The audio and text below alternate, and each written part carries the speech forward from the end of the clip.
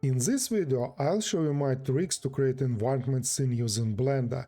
These cool Blender tricks will help you craft detailed environment with realistic materials, epic light, and pro compositing instead of using even Photoshop. Learn how to use Blender for its full potential like a pro artist. All with free tools, no other software even needed. Whether for animation, games, or just for fun, these tips make it an easy process using only Blender. But before we start, I remind you that you can join my cinematic animation masterclass to learn how to make a spooky animation in Blender and discover my secrets for sculpting, lighting, compositing, and animation. This is a step-by-step Blender course where you will create cinematic animation from scratch. Sign up today to create an epic animation, and now let's dive into this video. Alright, let's dive into creating the main tower, the heart of our ruined scene. We'll use Blender tools to build it step by step. First, I'll start with a simple cylinder, move it right here so we can see it in the camera view. It's super important and you will see why soon. Scale it a bit, and I don't need the top and bottom faces, so I'll delete them. Now scale it even bigger to get the tall ruined tower look. Awesome, let's jump into edit mode, and I need to subdivide the surface. But I'll use the loop cut tool in Blender to do it manually. In this way, the faces looks like bricks, making the tower feels real. While we're in the edit mode, let's pick some faces for windows. Maybe one here and another here, just for windows. Press X and delete these faces, and we've got our window holes. I'll make the broken part of the tower's wall to give it that old, damaged vibe. Still in edit mode, I press Shift Space and pick Circle Selection. This cool tool let me draw over the faces I wanted to select. I'll grab some on this side, a few on another side, and maybe deselect any extra here. Hit X and remove them. And there is our cracked wall.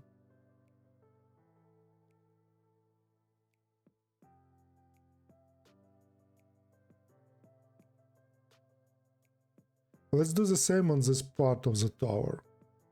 I select a similar area, press X and delete those faces. Now it almost feels like ancient ruins. Looking good. Now I need Solidify modifier to add thickness to this tower's wall. I tweak it to something like this. Now I convert everything to mesh and time for material. I've got a rough plaster texture from Polyheaven, perfect for this model, and I press Ctrl-Shift-T to add all textures in the shader editor, and Blender connects them to the right spots in the principal BSDF. Normally we would unwrap the model for textures, but I'm going to sculpt big details like the cracks you can see here, and unwrapping a sculpted model is tough. It needs retopology, which takes time.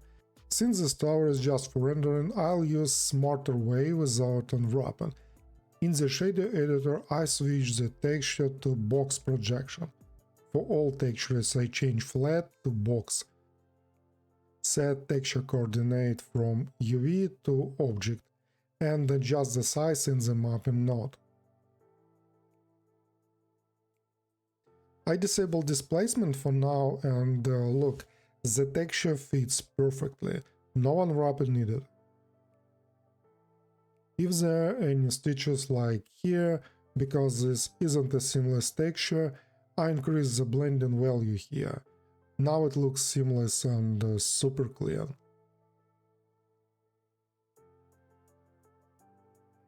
Next I go to Sculpting mode in Blender, and here first I need to remesh the model to get denser mesh for sculpting.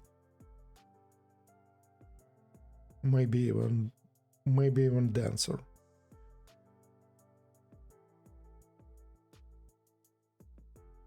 Yeah, perfect. Let's start with this broken wall. Those sharp cracks, they don't fit in old tower ruins by rain for years. I pick the fill brush, set fall-off to constant, lower stroke to 3% and switch to negative. Now I gently sculpt to make the cracks shape soften, smoother these sharp edges for a natural weathered look. And time to add bricks to the broken wall to show the inner brick walk. It's really easy in Blender. In the brush settings I click texture and open a brick texture which I have.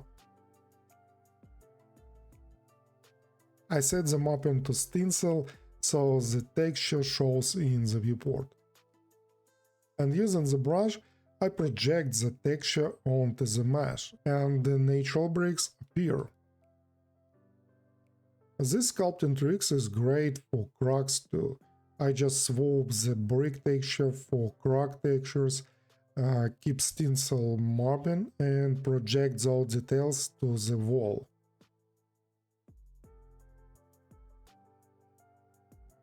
That's why we remesh the model. The dense mesh let us add tiny and realistic details. I can also use the fill brush again to rough up the window edges, making them look old and worn. Then I switch back to the crack texture and then small fractures of the wall. These sculpting techniques bring the tower to life.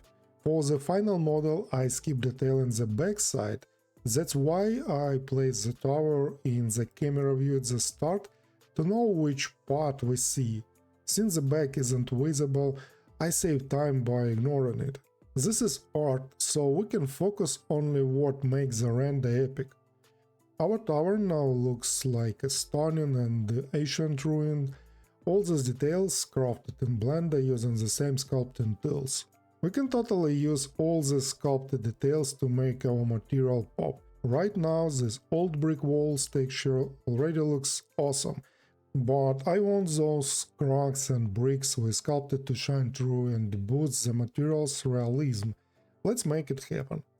To do this, I'll start with Ambient Occlusion. This cool feature adds dark shadow in the cracks and crevices, making the details stand out. Think of the Ambient Occlusion Map as a guide the darkness areas where light's struggling to reach, some corners or deep cuts. It's perfect to highlight in our sculpted bricks.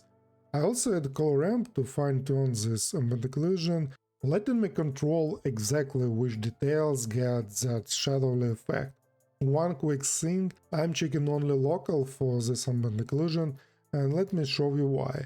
If I add a plane to this scene, like a ground below the tower, and uncheck only local, the ambient occlusion will darker area where the ground meets the tower, creating unwanted shadows. But I just want the ambient occlusion to emphasize the tower's crack and bricks, not the ground. So only local makes the ambient occlusion focus only this model. Alright, to use ambient occlusion, I grab a mix color node and set the ambient occlusion as a second color. I switch the blending mode to multiply, this blends the shadow nicely. Then I tweak the factor to decide how strong the ambient occlusion looks. Check out the difference before and after. Those cracks and bricks now with extra depth. Next I select all these models in the scene and pick the tower to link the material.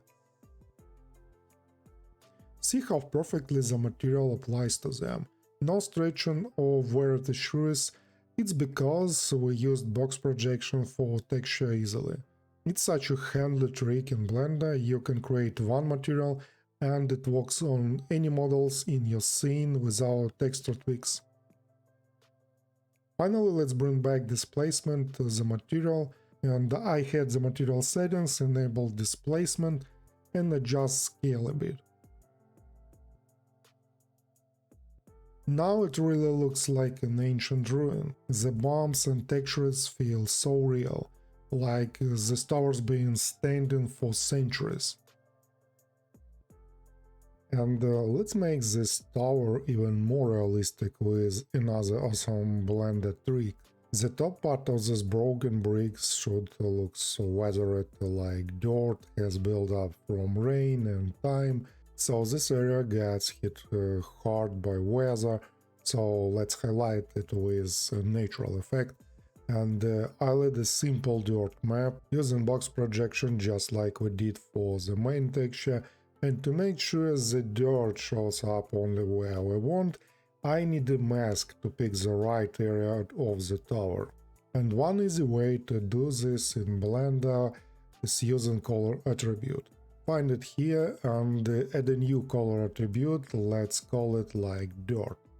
Next we need to use this attribute in the shader editor.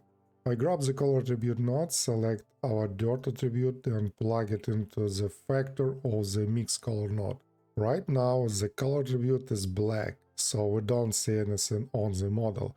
But here's the fun part, I switch to Vertex paint mode in the 3D viewport and paint the mask directly on the top part of the broken wall, right where the dirt should be.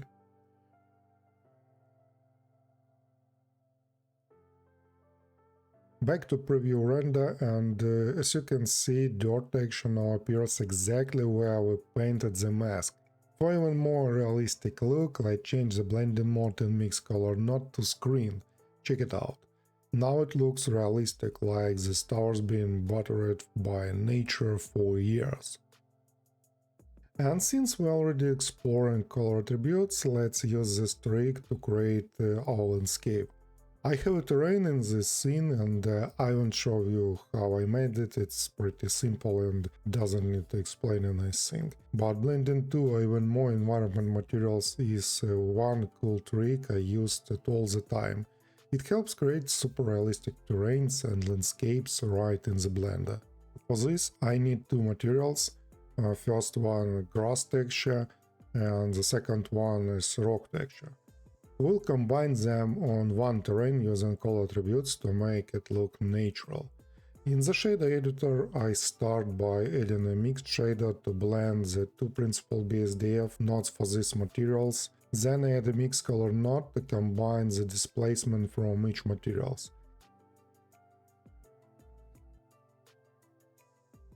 Now, just like before, we grab a color attribute node, select our grass attribute and plug it into the factor for both mix shader and mix color node. Perfect. I switch to Vertex paint in the viewport and it's black for now, so we see only the grass material, but when I paint some areas I create a mask to show the rock materials on the terrain surface.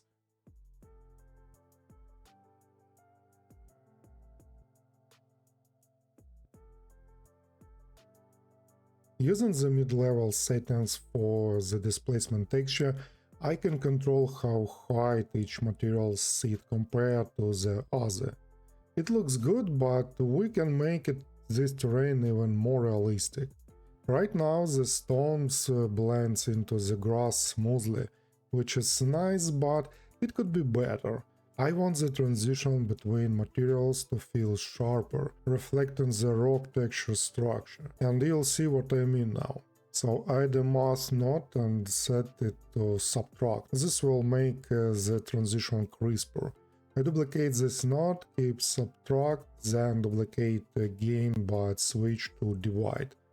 One more duplicate and I connect them like this. This combo of mask nodes let us subtract one texture from the another using our color attribute to get sharp and realistic effect. I also add a color ramp here to control this effect. Now I connect the color attribute to the first mask node and the whole setup plugging into the factor. Super important, I take the displacement texture from the rock material and connect it to the same mask node to subtract it. For an extra boost, I add a mix color node with add to enhance this effect. So with the color ramp and mask node value, I can fine-tune this effect.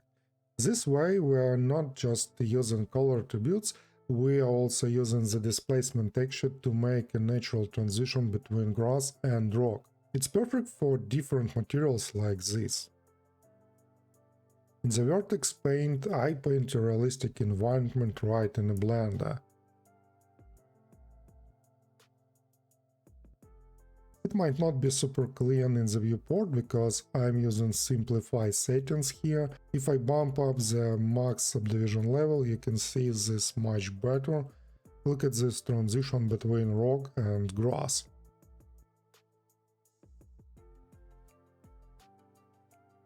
And this is more.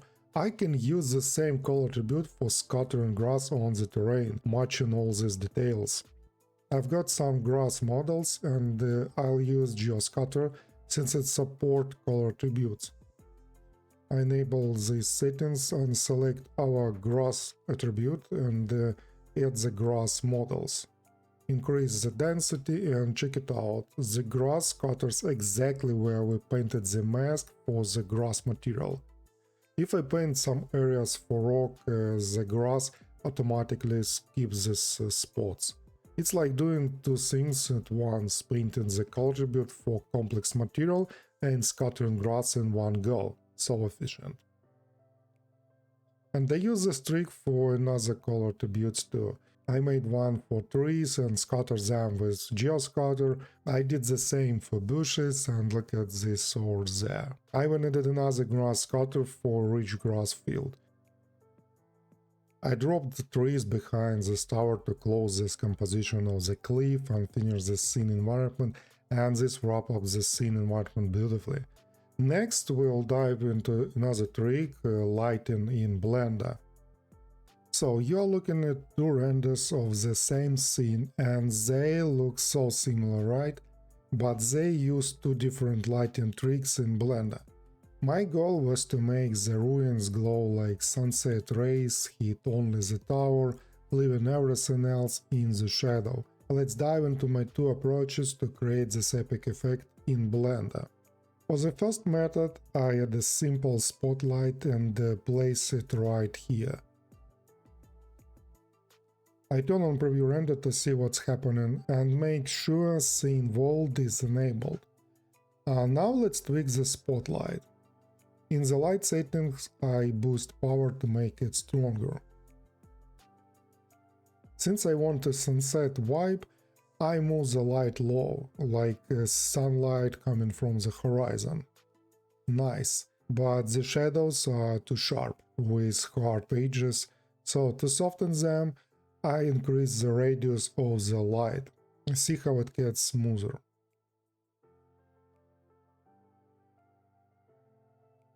I also adjust blending for a gentle shift between light and shadows. The spot size let me control how wide or narrow the light beams is.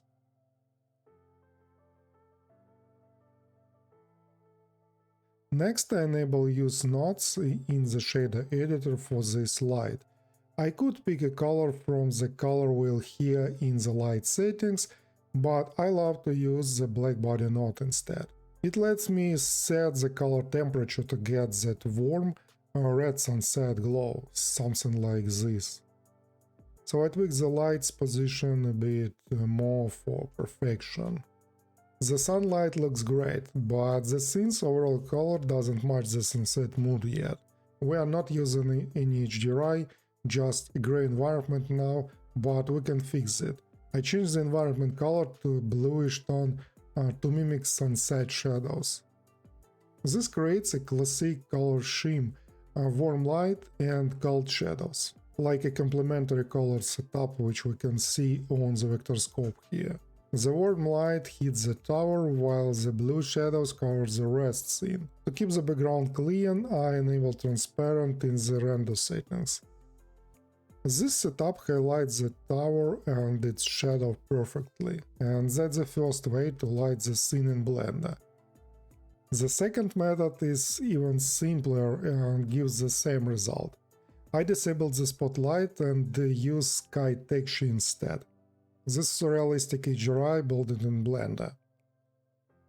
I move the sun down to match the horizon glow and rotate it to light up the tower, just like the spotlights which we used before. To get the same sunset color, I tweak the air and ozone settings. Ozone adds bluish tones, while air brings those reddish hues. I don't want this sky as a background, so I'll use another sky later. The challenge is, the sky texture lights the whole scene, not just tower like I need. How do I focus it like a spotlight? It's easy. I add a simple plane, rotate it and scale it, and move it out of the scene. This plane blocks light where I don't want it letting me sun rays hits only the tower. It's the opposite of spotlights where we highlight just using area. Here we block light to create the same effect, so two ways the same result. But the shadows also are too sharp again, so you probably guess it, we fix this by increasing the sun size in the sky texture. This softens the shadow but shift the color slightly, so I adjust the air settings to bring back the sunset glow. So let's look at those two renders again. They're almost identical, but each used different tricks. One was made with spotlights, the other with sky texture and the light blocking plane. Both give the same stunning effect, but in different situations and different scenarios, each method has its own perspective. That's why I love to use both approaches to light scenes in Blender. Alright, let's return to the environment, and I want to show you another cool trick. Let's add mountains, but I will not use any geometry. I have this image of mountains where I already removed the sky, so it's just mountains, we can use it in our scene.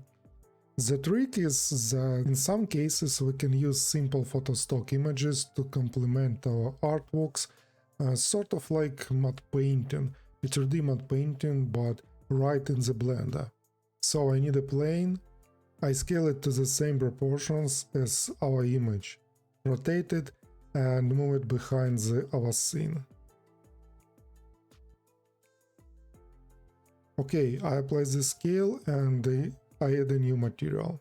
Drop the image here, enable preview render, and maybe adjust the position like this. Yeah, and since this image has an alpha channel, I can use it to remove the dark background and leave only the mountains. To make these mountains more visible, I use the same image in emission in the principal BSDF. But the problem is, this image doesn't fit the main color tone of our scene. It has too many blue colors, but we can fix this in Blender to match the background so the scene feels like one place with one light setup. In the shader editor, I add RGB curves, and using curves we can change the color of this image to fit this image our scene. I move the red curve up, maybe the same for the green curve. For the general curve, I move the white point down to remove bright light in this image. And I think we need to remove this blue using the blue curve and its white point. Yeah, this is already much closer.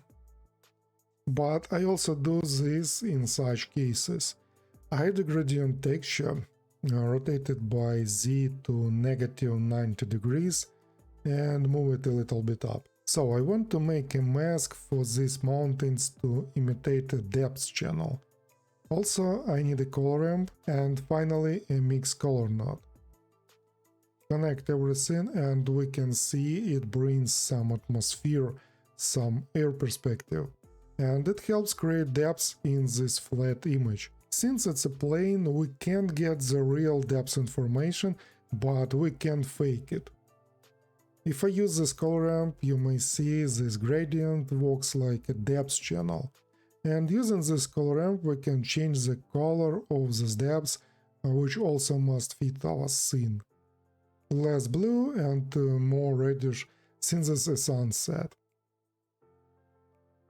So, see how it works before and after. Yeah, it's much better fit to this scene. Now it seems like these mountains were created in this scene, but it's only an image. For the middle ground mountains, I still use 3D objects because images are better for the distance from the camera, but this tricks of using images works great for optimization of huge scenes. It also adds information to the depth render path, and this middle part will play an important role there. Alright, as you may already understand, we can also use the same way to add the sky in Blender. Again, I add a plane and scale it, add a sky image, and use this also in emission. And this method works well, and I use this one pretty often in my arts, but this method also has a disadvantage. If I zoom in closer to see details on the sky, we may see that this sky has blurred details. And it seems it's not so good quality, though it's a 6K image. It's because we stretched this image on the large plane, which is much larger than 6K. And of course this image will be slightly blurred. So we can use Compositing in Blender to add a sky and save crisp details on the image sky. And we came to Compositing tricks in Blender. So we can add the same sky image already here, not in the 3D viewport, and I would say this is maybe a much easier way. I drop the sky image here and let's combine it with our render. I need an alpha over node and connect our sky image. But here we have an opposite effect. The sky is much larger than my 4K render, but this is even better for us. I just said transform node, and here we can scale the sky to fit the render size and move the sky up. Some kind of like this for now. And to place the sky behind the render, we have an alpha channel in the render layers here, but we need to invert this alpha. Good, and now if I zoom in, we may see that this sky now has good details, not blurred images and losing quality at all. Everything looks sharp and crispy. And we also can add color balance to correct the color if it's necessary. For example, I think we need to make the lift a little bit bluish and the gain reddish. Yeah, good. And since we're already in Compositing, let's just talk about it. Compositing in Blender is also a cool tool. We can use this tool even for post-production and some matte painting tricks right in Blender. For example, here we can work with a depth render layer to add more air perspective in the render. I just return to the render and enable the noise data layer in the render layer settings, because this render layer also includes depth information from our 3D scene. Make render again, and to use this information I need map range node in Compositing. Connect this denoise, and here we can select the depth range which we need. But I need only the part which covers the horizon and this part from the depth render layer without touching the tower and foreground. We already selected the necessary range from depth path, and now we can additionally select the exact part of this layer using a mask. So, in the image editor, switch from view to mask, and here we can add or paint masks in Blender. So, I need a mask to remove a top part of the render layer. And in Compositing, let's add a mask node and select the created mask here. Next, I need a mix color node, place it after the map range node, and change color to black, and connect the created mask as a factor. Now we can adjust the size of the mask to remove the unnecessary part of the layer. And we need another mix color node connected to Compositing line here, and use this whole setup as a factor here. And this combo of nodes is going to be the depth mask. Now we can use the color in the mix color node to add the correct air perspective to the render. Maybe change it to screen to make it not so aggressive.